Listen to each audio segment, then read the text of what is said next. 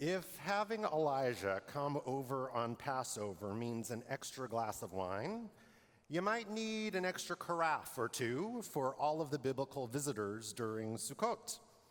Throughout this festival, it is a special custom to welcome in our ancestors, Abraham, Sarah, Miriam, King David, and others, as ushpizin, Aramaic for visitors or guests.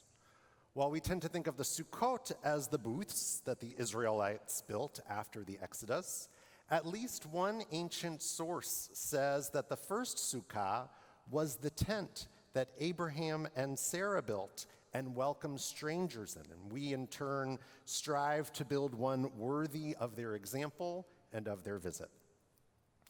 What happens when you invite visitors into your home? What happens when you invite ancestors into your home?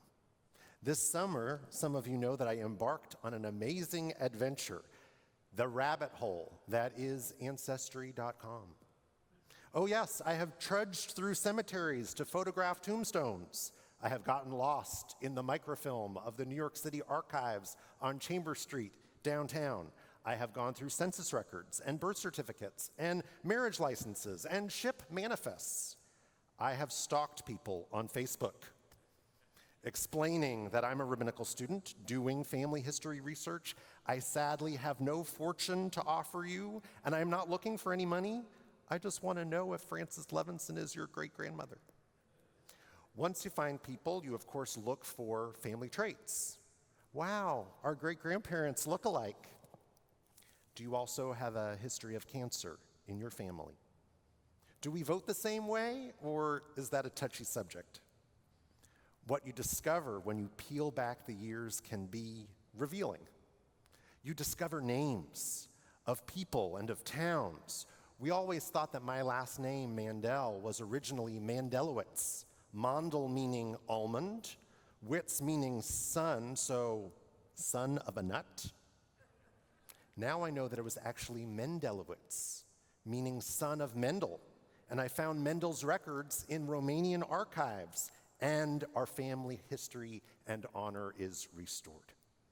I now have a map of all of the cities and shtetls where my 8 great-grandparents were from, as far north as present-day Lithuania and as far south as Romania. At a time when so much feels unmoored, it can be anchoring to know that you come from a people and a place. You also discover resilience.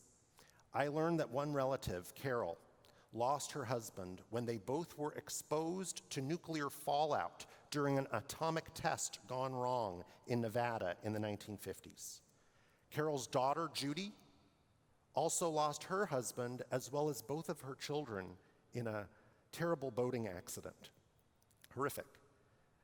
After her tragedy, Carol went back to library school and became known as the original Google in the LA County Library. Since her catastrophe, Judy has learned healing through glass blowing in Portland and has started a foundation for maritime safety. At a time of vulnerability, it's a privilege to know that you come from people who put one foot in front of another. You also discover the shoulders you stand on. My great-grandfather was a baker in the Bronx. His daughter was a secretary. His granddaughter was the first to go to college. And his great-grandson, well, I am here with all of you. At a time of harvest, it's important to know that what we have is not simply the product of our own doing. You also discover linked arms. I couldn't understand why I found my great-great-grandfather Sam in the census records living as a boarder in his 70s in someone else's apartment until I realized that his daughter Dora married a Wasserman. I found Dora Wasserman and her husband and their kids and their 2 grandsons all living across the hall from Sam in the same building. The Wassermans stuffed the relatives so tightly in one apartment that they needed a room next door to fit great-grandpa. At a time of unpredictability, it's comforting to be reminded how people are capable of watching out for each other. You discover answers. We didn't know much about my great-grandfather Isidore. It turns out he lived with his first cousin Harry when he first came to America. It turns out that two of Harry's children became the 1971 Nobel Prize winner in economics and a professor at the Wharton School of Business.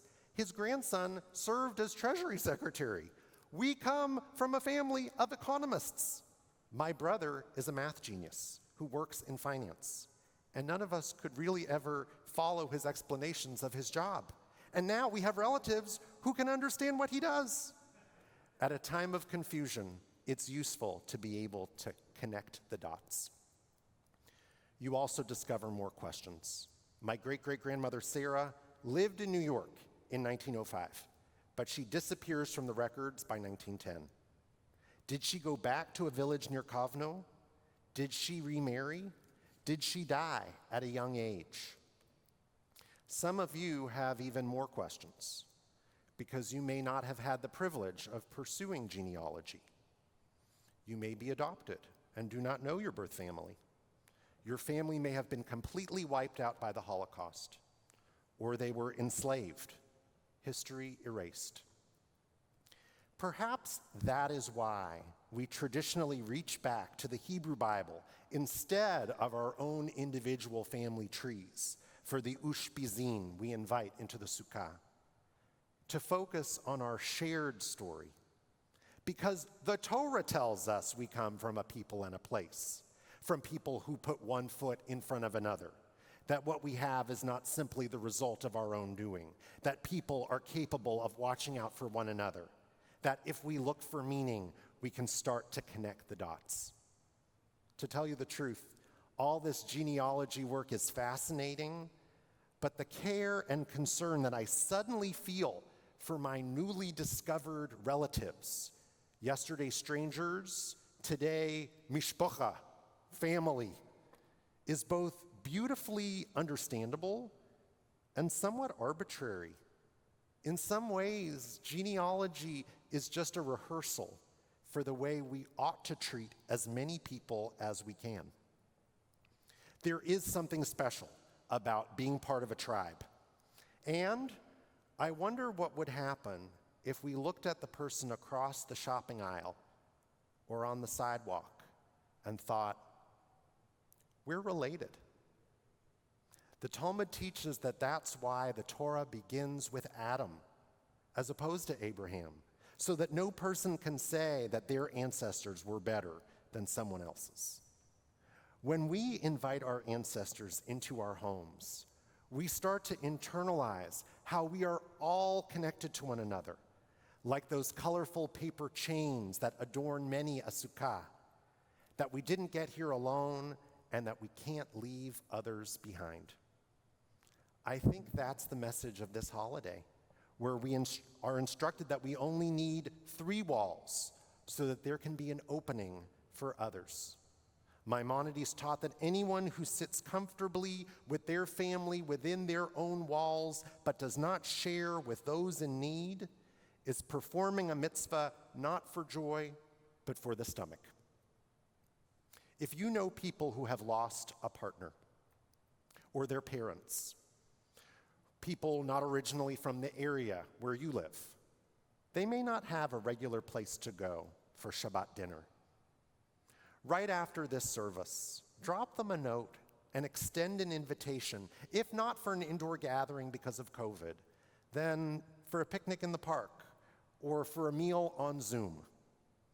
Make room in your sukkah, in your home, in your life, for as many guests as you can fit. If the Wassermans were able to house 9 people in their apartment on Brook Avenue in the Bronx, we can set another place at our table today. Chag Sameach.